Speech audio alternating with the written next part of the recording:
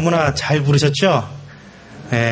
우리 시온 찬양대의 찬양을 하나님이 영광 받으시지만은 더 수고하면 우리 격려하는 차원에서 우리 시온 찬양대 더 열심히 하시라고 우리 박수 한번 쳤으면 좋겠습니다.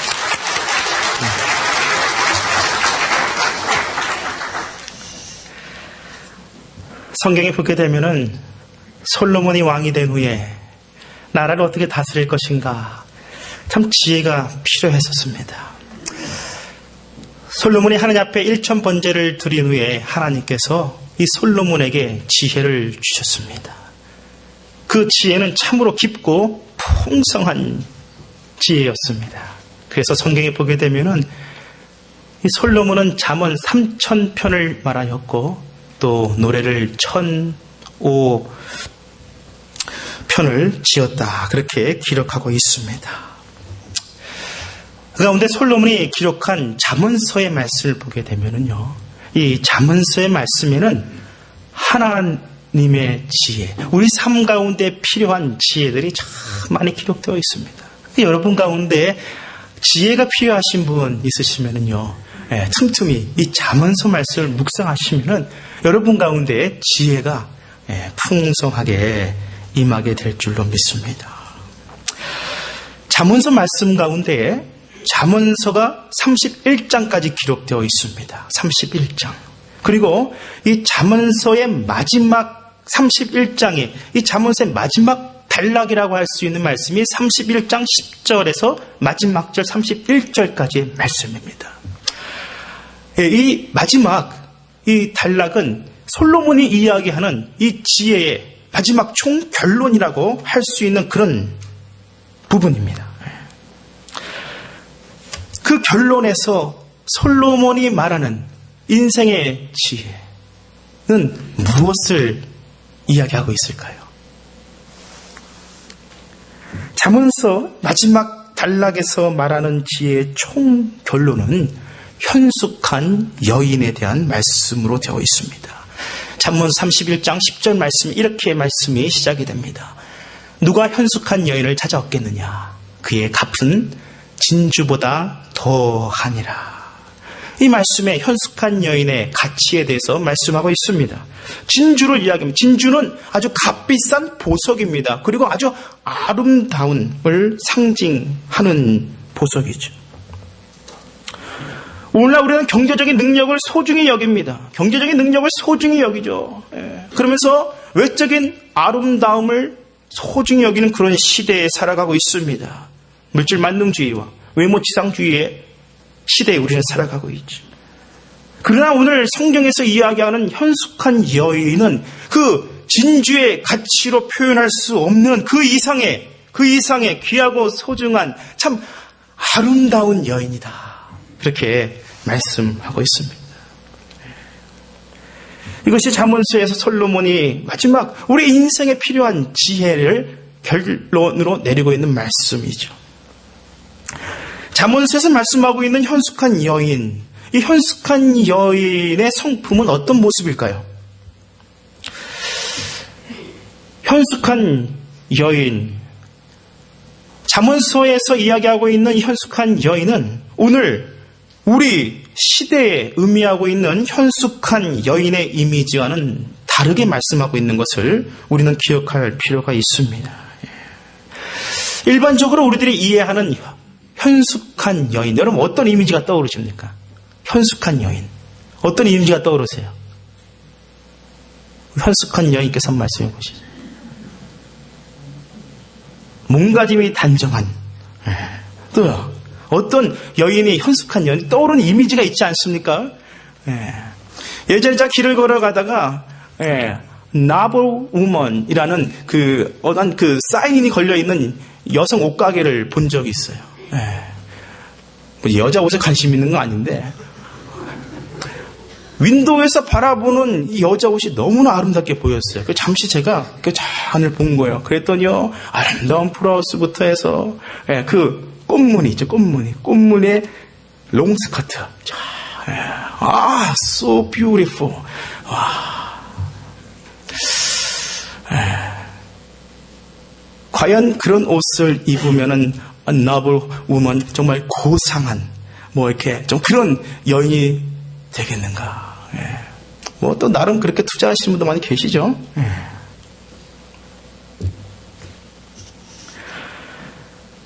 오늘날 우리들이 생각하는 이 현숙한 여인 하면은 떠오르는 이미지가 지혜롭고 이해심이 많고 배려심이 많고 참을성이 있고 또 자기 주장을 내세우기보다는 섬세한 배려가 있는 이렇게 좀 현모양처의 느낌을 갖게 됩니다. 그런데요, 잠언서에서 말씀하고 있는 이 현숙한 여인, 이 현숙한 이란 단어 히브리어로 하일이라는 단어를 사용합니다. 하일이라는 단어는 회전시키다, 돌리다 라는 어원에서 시작을 합니다. 뜻이 강한, 견고한, 용기 그런 뜻을 의미하고 있습니다. 어떤 물건을 힘차게 돌리는데 중심을 잃지 않고 계속해서 돌아가고 있는 그 강한 어떤 에너제틱한 그런 모습을 상징하는 단어죠. 이 하일이라는 단어는 일반적으로 성경에서 여성에게는 잘 쓰이지 않습니다. 200회가 넘게 기록되어 있는데 보통 남성의 강한 능력을 이야기할 적에 이 단어를 사용하기도 합니다. 역대상 26장 7절에서 8절 말씀에 스마냐의 아들들은 오드니와 르마엘과 오벳과 엘사밧이며 엘사밧의 형제 엘리후와 스바가는 능력이 있는 자니. 능력이 있는 자다. 이 능력, 이 단어가 히브리어 뭐라고요? 하일이라는 단어로 기록되어 있다는 거예요. 이는 다 오벳에돔의 자손이라 그들과 그의 아들들과 그 형제들은 다 능력이 있어. 이 능력을 하일이라는 단어로 사용하고 있습니다. 때문에 잠언 31장 기록하고 있는 현숙한 여인의 이미지는요, 솔로몬이 이야기하는 현숙한 여인은 강한 의지력, 능력과 지혜를 겸비한 내면이 강한 그런 여인상을 의미합니다. 실제로 한번 잠언서 31장 10절 후반부부터 마지막 31절까지 말씀을 잠깐 이렇게 한번 좀 보도록 하겠습니다. 어떤 여인이 과연 현숙한 여인인가 하는 것이죠. 10절 말씀에 누가 현숙한 여인을 찾아왔겠느냐, 그의 값은 진주보다 더하니라. 그럼 11절 12절 말씀에 보니까 그런 자의 남편의 마음은 그를 믿나니, 그 아내를 신뢰하는 거예요. 믿는 거예요. 불안한 대상이 아니에요. 믿는 거예요. 그럼 산업에 빗접지 아니하겠으며 그런 자는 살아있는 동안에 그의 남편에게 선을 행하고 악을 행하지 아니하느니라. 신뢰할 만하며 선을 행하는 여인이다. 다음 말씀을 좀 보여주시기 바랍니다. 그는 양털과 삼을 구하여 부지런히 손으로 일하며, 이 부지런히 일하는 여인상을 기록하고 있습니다. 가만히 앉아서 꽃단장하는 여인이 아니라는 것이죠. 상인의 배와 같아서 먼 데서 양식을 먼 데서도 양식을 가져온, 밤이 새기 전에 일어나서 때로는 밤늦게까지 일을 하면서 자기 집안 사람들에게 음식을 나눠주며 여종들에게 일을 청하여 맡기며 밭을 살펴보며 사며 그 손으로 번 것을 포도원으로 일구며, 삶의 현장에서 부지런한, 근면한 그런 여인상을 기록하고 있습니다. 21절 이하의 말씀을 볼까요? 17절 이하의 말씀을 보게 되면요, 힘있게 허리를 묶으며, 그 남자한테 사용되는 말 같죠? 대장부여, 힘있게 허리를 묶으라 그런 것 같은데 그렇지 않다는 거예요. 힘있게 허리를 묶으며 자기의 팔을 강하게 하며 자기의 장사가 잘 될 줄을 깨닫고 밤에 등불을 끄지 아니하면 손으로 손뭉치를 들고 손가락을 악을 잡으며, 이거는 재봉틀 짜는 걸 이야기하죠. 그는 공고한 자에게 손을 펴며 궁핍한 자를 위하여 손을 내밀며, 굉장히 강한 여인상을 기록하고 있습니다. 이어서 21절 이하의 말씀에 보니까요, 자기 집 사람들은 다 홍색 옷을 입었으므로 눈이 와도 그는 자기 집 사람들을 위하여 염려하지 아니하며 굉장히 경제적인 풍요를 이끌어가는 그런 능력 있는 여인을 이야기하죠. 그는 자기를 위하여 아름다운 입을 지으며, 이 여인은 남을 위하여서 희생하고 봉사하고 가족을 위하여서 섬기는 것뿐만 아니라 자기 자신을 참 잘 가꾸는 여인이라는 거예요. 자기를 위하여서 아름다운 이불을 치며 세마포와 자색 옷을 입으며 그의 남편은 그 땅의 장로들과 함께 성문에 앉으며 사람들에게 인정을 받으며 때문에 남편들은 오히려 밖에 나가서 장로들과 영적 지도자들과 함께 하나님의 말씀을 나누고 또 남편들이 인정을 받게 된다는 거예요. 그는 배로 옷을 지어 팔며 띠를 만들며 상인에게 만들며 능력과 종기로 옷을 삼고 그러한 여인은 현숙한 여인은 능력과 종기로 옷을 삼고 후일에 웃으며 오늘 열심히 수고해서 나중에 여유있게 웃을 수 있다라는 것입니다. 26절 29절 말씀해 보니까 입을 열어 지혜를 베풀며 그의 혀로 인애의 법을 말하며 지혜를 말하고 인애를 베풀 수 있는 그런 상품의 소유자라는 것이죠. 자기의 집안일을 보살피고 게을리 얻은 양식을 먹지 아니하나니 그의 자식들은 일어나 감사하며 그의 남편은 칭찬하기를 덕행 있는 여자가 많으나. 여러분 이 말씀 보세요. 덕행 있는 여자가 많으나. 일반적으로 우리들이 생각하는 현숙한 여인을 이야기하죠. 그러나 성경에서 이야기하는 현숙한 여인은 그대는 모든 여자보다 덕행 있는 여자보다 뛰어나다 라고 말씀하고 있습니다. 이 잠언서 마지막 결론으로 이야기하고 현숙한 여인의 모습을 정리하면 이렇습니다. 현숙한 여인은 남편과의 관계에서 믿음직스럽고 다른 사람들에게 선을 베풀 줄 알며 부지런히 일하고 훌륭한 매니저고 밭을 잘 가꾸며 솜씨 좋은 재봉사며 궁일한 마음을 가지고 있고 자식들과 남편에게 감사와 칭찬을 받는 여인이다. 이렇게 기록하고 있습니다. 삶에 굉장히 열정이 있습니다. 그리고 삶의 긍정적인 자세와 주도적인 자세로 자신의 삶을 이끌어가는 그런 여인상을 보게 됩니다. 즉 현숙한 여인이란 능력 있는 여인을 의미합니다. 능력 있는 여자다 하는 것이죠. 오늘날 우리 젊은 사람들이 결혼할 때에 우리 자매들은요 배우자 넘버원 무엇일까요? 어떤 남자 넘버원 리스트를 원하세요? 말씀해 보세요. 그게 웃고서 가만히 현숙한 여인이 아니라니까요. 이야기할 수 있는 어떤 남자? 믿음. 할렐루야. 모든 여자가 다 그런 것 같진 않아요. 모든 여자가 믿음 좋은 남자 딱 대다주면 목사님, 믿음이 다가 아닌 것 같아요. 그럼 어떻게 먹고 살아요? 또 그러는 거예요. 그래도 좀 능력이 있어야죠. 그렇죠. 능력 있는 남자 원하죠?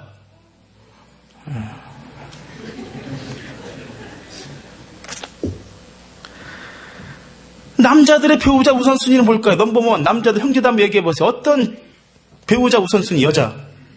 얘기해보세요. 현숙한 여인?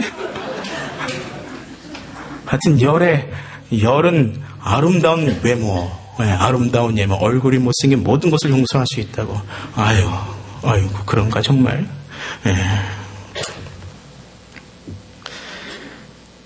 근데 오늘 이 잠언서 잠시 나눈 말씀에 보면은요, 10절 말씀에 누가 현숙한 여인을 찾아 얻겠느냐.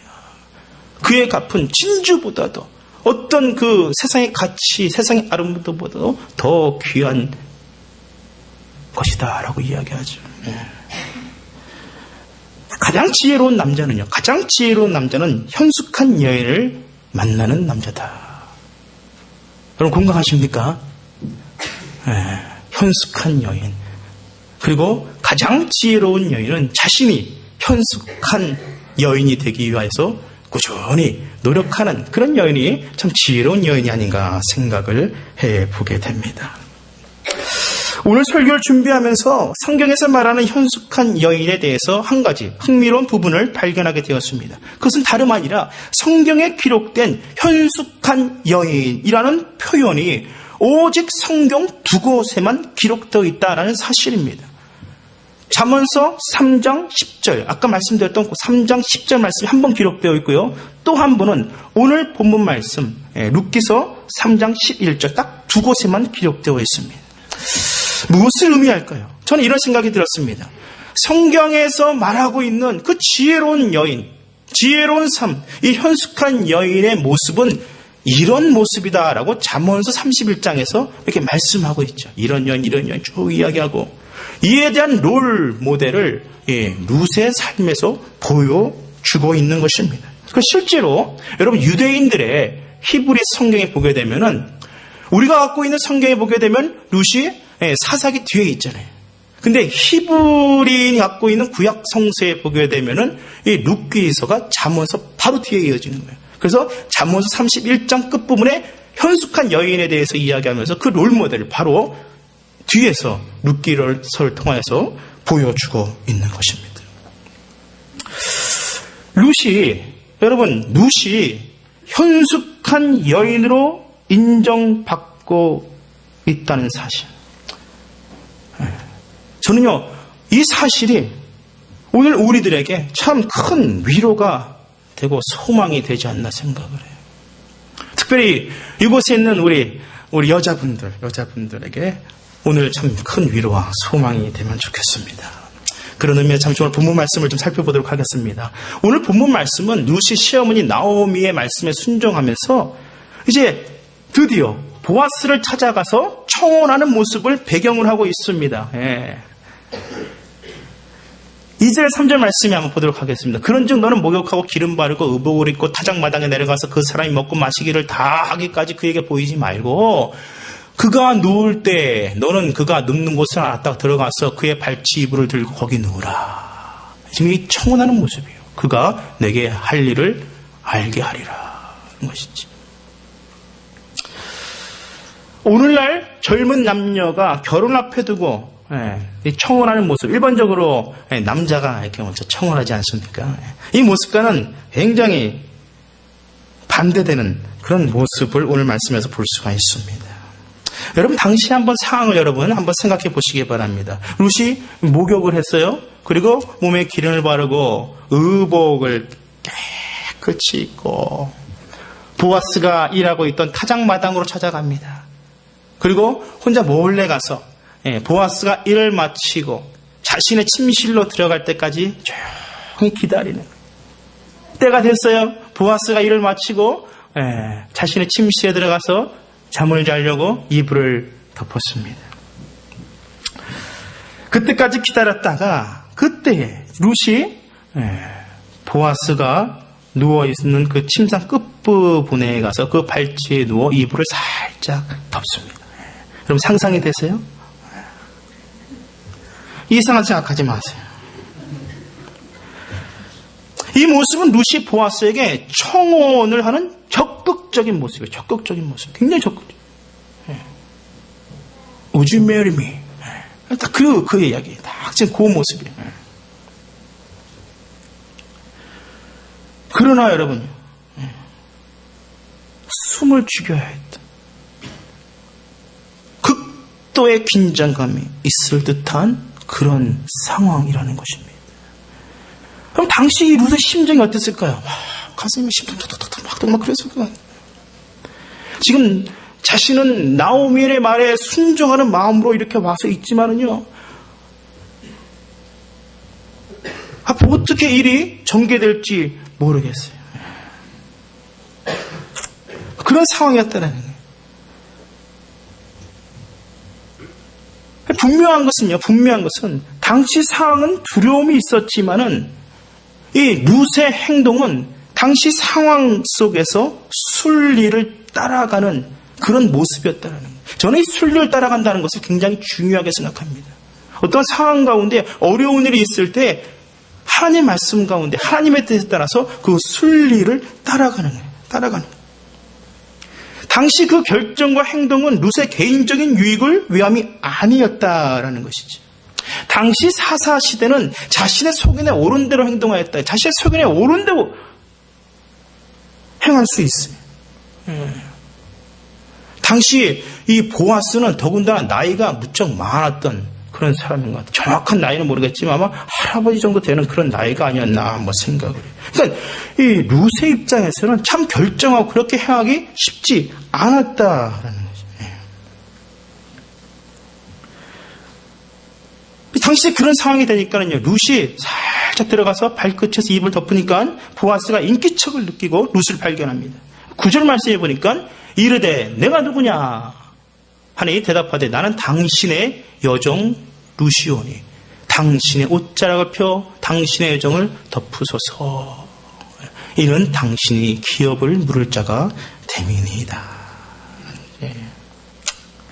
당신이 나와 정말 결혼해 줄 수 있습니까? 당신이 나의 기업 물을 자가 됩니다.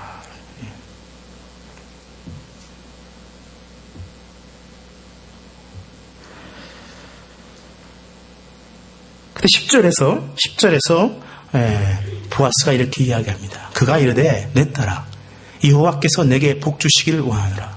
내가 가난하건 부하건 젊은 자를 따르지 아니하였으니 내가 베푼 인애가 처음보다 나중이 더하도다. 내가 가난하던 부하건 젊은 자를 따르지 아니하였.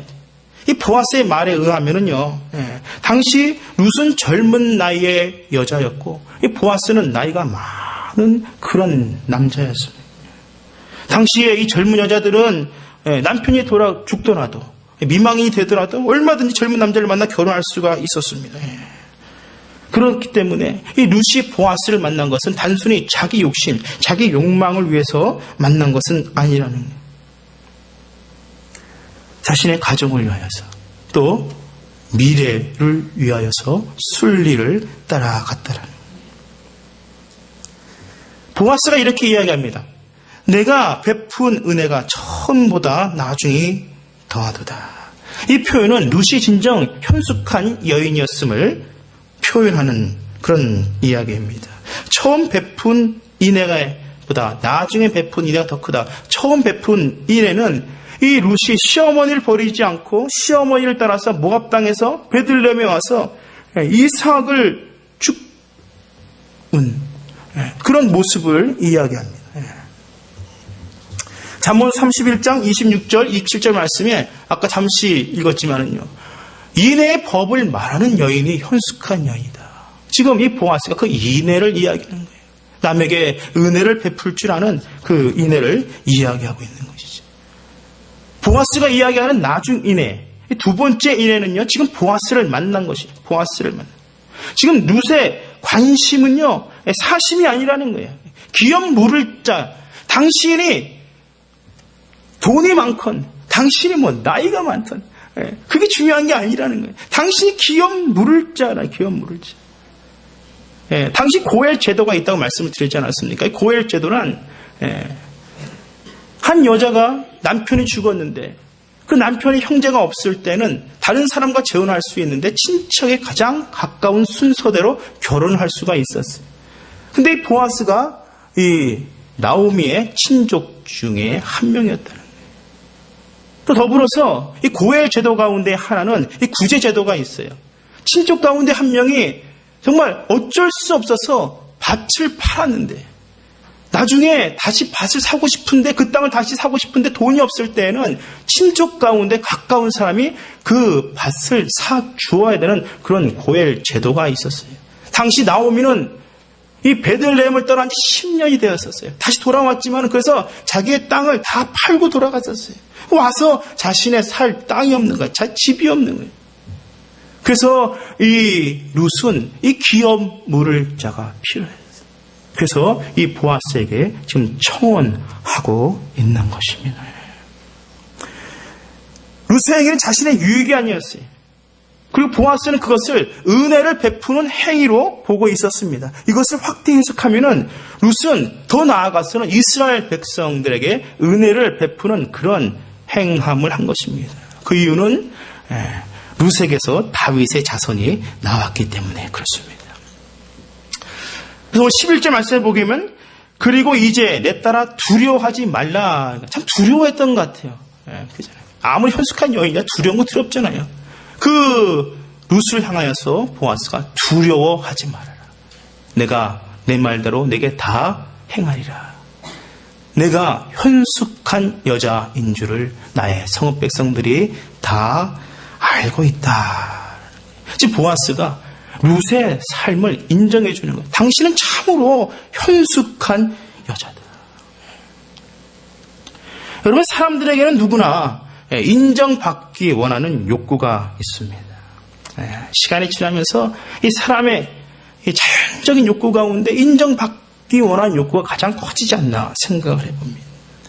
인정의 욕구의 출발점은 스스로 내게 질문할 때가 있어요. 나는 어떤 사람인가? 뭐 그런 질문할 때 있지 않습니까? 나는 뭐 이 정도면 괜찮지 뭐 그럴 수도 있고요. 나는 부족해 뭐 그럴 수도 있고요. 그리고 또 남이 나를 평가하는 모습이 있어요. 내가 나의 모습을 잘 모르는데 남이 나를 평가하는 그런 모습이 있죠. 우리가 많은 경우에 그 부분에 민감하죠. 저 사람이 나를 어떻게 생각하고 나를 어떻게 인정하는가. 여러분 생각해 보세요. 룻의 경우에는요. 당시 자기 스스로를 평가하는 모습은 어땠을까요? 아마도 스스로 자존감이 많이 떨어져 있었을 것 같아요. 남편을 잃어버렸죠.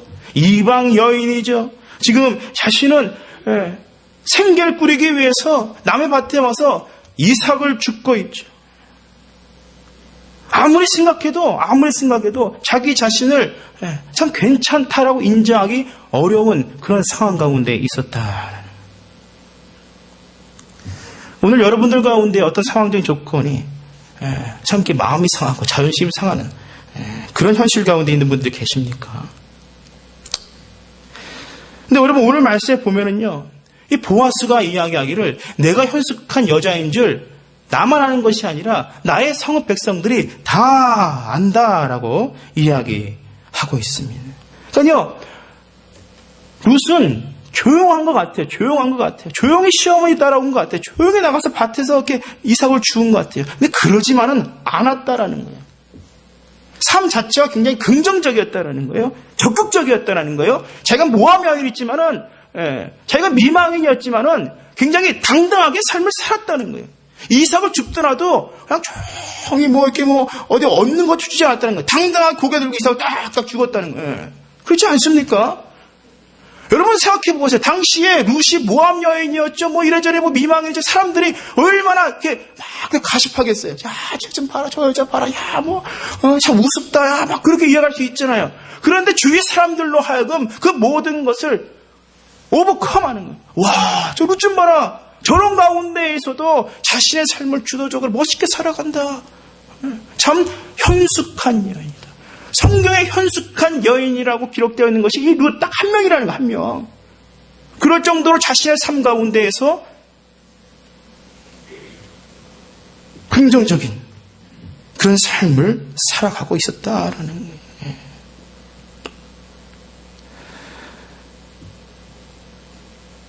그 이유는 무엇일까요? 이 룻은요, 환경의 지배를 받지 않았던 여인이었습니다. 그것도 하나님의 은혜인 것 같아요. 저는 개인적으로 이 룻기 말씀을 묵상하면서 보아스도 당신이 참 현숙한 여인이다 그렇게 얘기했지만 저도 룻이요, 당신은 참 현숙한 여인입니다 라는 생각을 같이 했어요. 그 이유는요, 이 룻은 무엇보다도 자신의 지난 과거의 아픔과 상처에 얽매이지 않는 삶을 살려고 노력했던 여인이었기 때문에 그렇습니다.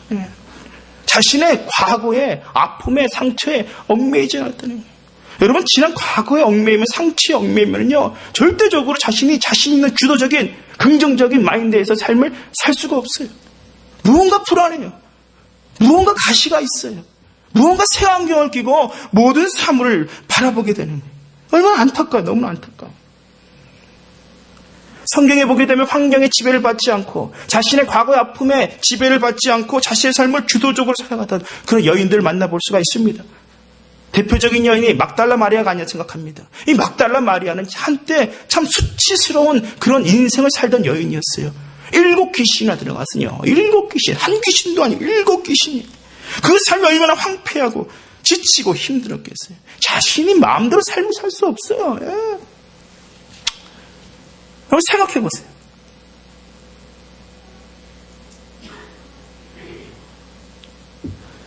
그런데 예수님의 은혜로 구원을 얻습니다. 회복을 얻어요. 그리고 이 막달라 마리아는 인생이 바뀌어요. 주위 동네 사람들이 자신을 뭐라 그러든 신경을 쓰지 않아요. 그리고 자신이 주도적인 인생을 살아가게 된 것을 보게 됩니다. 주위 사람들이 뭐라 그래도, 제자들이 뭐라 그래도 예수님을 위해서 인애를 베풀죠. 그것이 바로 옥합을 깬 사건이었어요. 주님을 위해서 자신의 삶을 멋지게 아름답게 주도적으로 드리더라는 거예요. 그 이후에도 이 막달라 마리아는 예수님의 십자가 현장에도 왔습니다. 부활의 현장에도 있었습니다. 승천하는 그 감람산 위에도 있었습니다. 아마도 초대교회 여성 영적 리더로 참 귀한 리더십을 발휘하던 그런 여인이 아니었을까 생각합니다. 성경에서 말하는 또 한 명의 이 현숙한 여인입니다.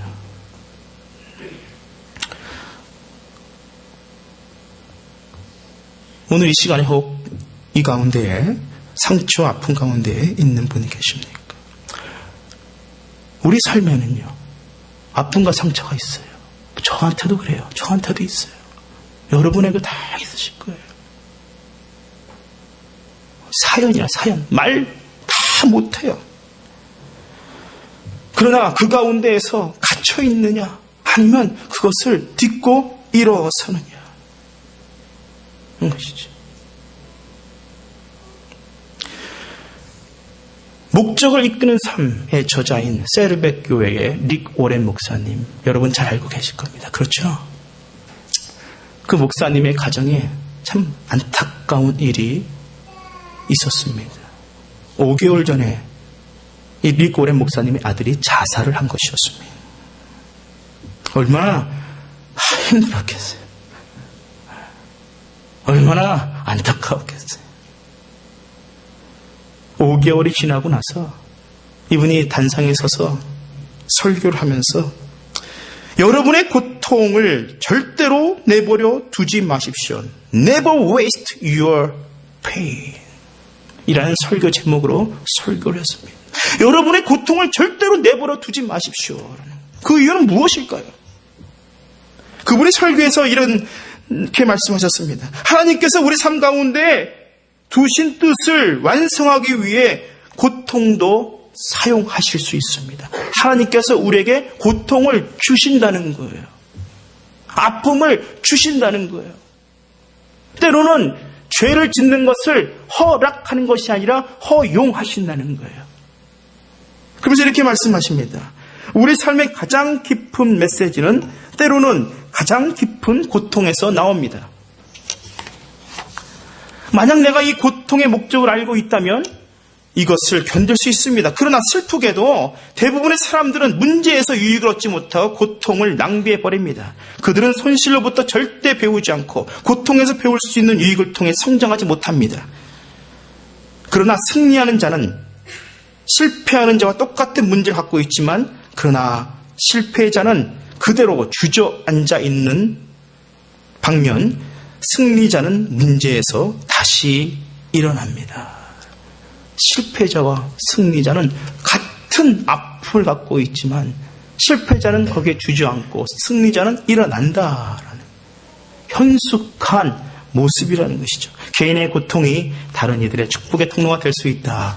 그렇게 설교를 했습니다. 이 루스의 모습 아닙니까? 얼마나 아프고 얼마나 힘들었어요. 그러나 이 한 여인의 고통이 모든 사람들의 축복의 통로가 되는 것을 보게 됩니다. 여러분 주저앉아 가지 마십시오. 일어나시기를 축원합니다. 힘을 내십시오. 강하고 담대하십시오. 현숙한 여인이 되기 위하여서 전 두 가지의 모습을 간단히 나누려고 해요. 어떻게 하면 우리는 현숙한 여인이 될 것인가? 성경을 기준으로 두 가지 말씀을 드리려고 합니다. 첫째는요, 여호와를 경외하는 삶을 사시기 바랍니다. 여호와를 경외하십시오. 잠언서 31장 30절, 이 잠언서의 마지막 부분이죠. 잠언서의 마지막 부분에 이렇게 기록하고 있어요. 고운 것도 거짓되고 아름다운 것도 헛되나 오직 어떠한 사람이요? 여호와를 경외하는 여자는 칭찬을 받을 것이다 라는 것입니다. 여러분, 여호와를 경외하는 것이 지식의 근본이다. 그 지혜가 있는 여인이 현숙한 여인이다. 한 여인이 강하고 담대하게 그렇게 삶을 살아갈 수 있는 것은요, 여호와를 경외하는 삶에서 오는 실제 힘이라는 것입니다. 내가 할 수 없지만 because you say so. 그 믿음이죠, 믿음. 하나님 믿고 담대하게 나아가는 거예요. 담대하게 나아가는 거예요. 여호와를 경외하는 삶이 실제 현숙한 여인이 되게 해준다는 것입니다. 예수님의 모친 마리아가 생각이 났습니다. 남자를 알지 못하는데 어느 날 자신이 임신한 사실을 알게 됐어요. 얼마나 큰 충격이었겠어요. 그렇지 않습니까? 그럴 때 천사가 나타나서 내가 임신한 것은 성령의 것으로 잉태된 것이다. 그렇게 알려주게 되죠. 그리고 나서 마리아는 자유합니다. 자유해요. 오히려 하나님을 찬양합니다. 그렇잖아요. 여호와를 경외하는 거, 여호와를 경외하는 것이죠. 현숙한 여인은 남편에게 믿음을 주는 여인이다. 그렇게 말씀을 드렸습니다. 요셉이 얼마나 두려웠겠어요. 그러나 요셉에게 신뢰를 주고 궁극적으로 메시아를 출산하는 축복의 여인이 된 것을 기억합니다. 여호와를 경외하시는 삶, 하나님을 믿고 하나님 안에서 강하고 담대하게 삶을 살아가는 것. 두 번째는요, 두려워하지 마십시오. 여러분 어떠한 상황 가운데서도 두려워하지 말기를 주님의 이름으로 축원합니다. 여러분 얼굴이 그냥 두려움이 가득 찬 것 같아요. 두려움이 활짝 한번 여러분 웃어보십시오. 억지로 웃지 마시고 가슴을 딱 피시고. 무엇이 두려우세요? 무엇이요? 여러분의 문제에 있어서 월스트한 상황을 생각해 보세요. 월스트한 상황. 여러분 담대하십시오. 오늘 말씀 보아스는 룻에게 11절에서 내 딸아 두려워하지 말라. 보아스는 예수 그리스도의 예표라고 한 번 말씀을 드린 적이 있습니다. 우리 예수님께서 오늘 우리들에게 말씀하시는 거예요. 내 딸아 두려워하지 말아라.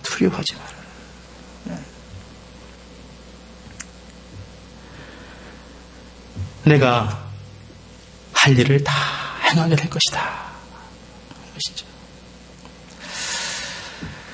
오늘 여러분들에게 이 현숙한 여인이라는 제목으로 말씀을 드렸습니다. 오늘 특별히 이곳에 계신 여성분들에게 위로와 힘이 되는 말씀이 되기를 간절히 바라면서 우리 남자분들에게도 위로와 격려가 되는 말씀이 되기를 바랍니다. 우리 남자분들도 힘을 내시기를 축원합니다.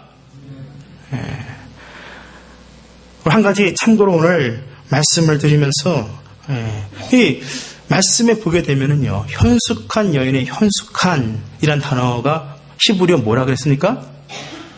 하일. 보아스를 성경에 보니까 유력한 자라 그래요. 유력한 자. 유력한이 어떤 단어로 기록되었을까요? 어떤 단어예요? 하일. 똑같은 단어. 남자의 능력을 이해할 때 기록된다고 말씀을 드렸지 않습니까? 현숙한 여인과 보아스의 유력한 자 똑같은 하일로 기록되어 있다는 것을 여러분 꼭 기억하십시오. 그래서 우리 여자분들은 현숙한 여인이 되시고 남자분들은 유력한 자가 되시기를 바랍니다. 여러분 지난주에 말씀을 제가 시작하면서 하나님이 제게 주셨던 본문과 상관없는 희망의 말씀을 좀 드린 적이 있어요. 기억나십니까? 이사야서 몇 장? 주여, 저는 참 귀한 말씀을 전해드렸는데 잊어버리시면 안 되죠. 몇 장? 이사야서 몇 장? 40장 1절 3절 말씀을 전해드렸는데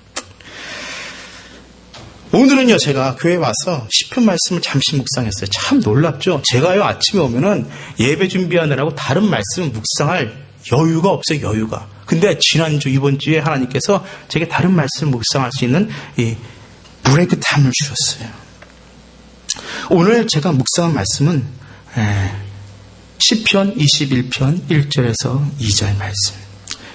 하나님이 여러분에게 주시는 귀한 말씀임을 저는 확실히 믿고 여러분에게 이 말씀을 전해드리면서 오늘 말씀을 좀 마치려고 합니다. 여호와여, 왕이 주의 힘을 인하여 기뻐하며 주의 구원을 인하여 크게 즐거워하리이다.